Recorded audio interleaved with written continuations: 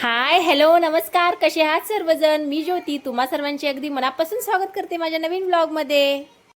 तर आज मला मटन सुक्क आणि मटन रस्सा सुद्धा बनवायचा आहे। त्यासाठी मी इतकाच मसाला यूज करणार आहे। हे 2 कांदे घेतलेत, एक खाण्यासाठी आणि एक मसाला बनवण्यासाठी, एक टोमॅटो, इथे घेतले लसूण आणि हे आहे सुके खोबरे आणि भरपूर सारी कोथिंबीर। बस एवढाच मसाला यूज करणार आहे मी।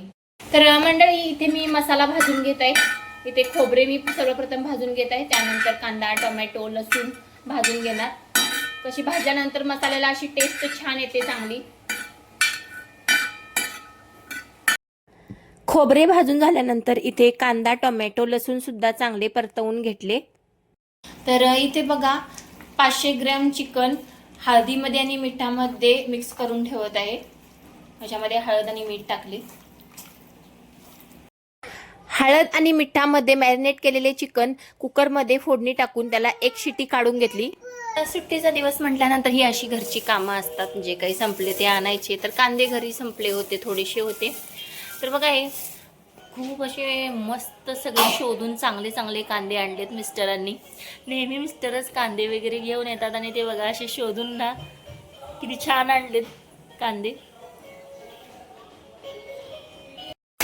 कुकर गरम होते तोपर्यंत मी इकडे भाकरी बनवून घेतल्या चिकन सोबत खाण्यासाठी।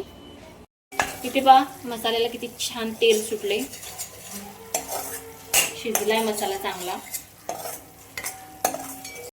कुकरच्या एका सिटीमध्ये चिकन चांगले शिजले होते। इथे मिस्टरांनी प्लेटमध्ये घेऊन खाऊन पाहिले होते आणि मस्त शिजले होते।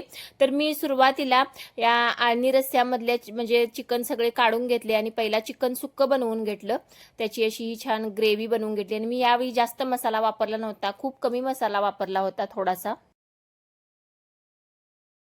चिकन सुक्क बनवून झाल्यानंतर त्यानंतर मी चिकनचा रस्सा बनवून घेतला।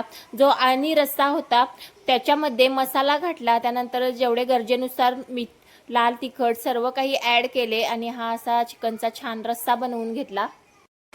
तर इथे पाहू शकता आपल्या चिकनच्या रस्स्याला छान अशी तर्री आलेली आहे आणि आता तो रस्सा अजून शिजत आहे। इकडे चिकन सुक्क सुद्धा आपलं तयार आहे। तर दोन्ही तयार आहे। चला मंडळी या जेवण करायला। आणि व्हिडिओ आवडला तर व्हिडिओला एक लाईक आणि चॅनलला सबस्क्राईब करा। भेटूया नेक्स्ट व्हिडिओमध्ये। Bye bye.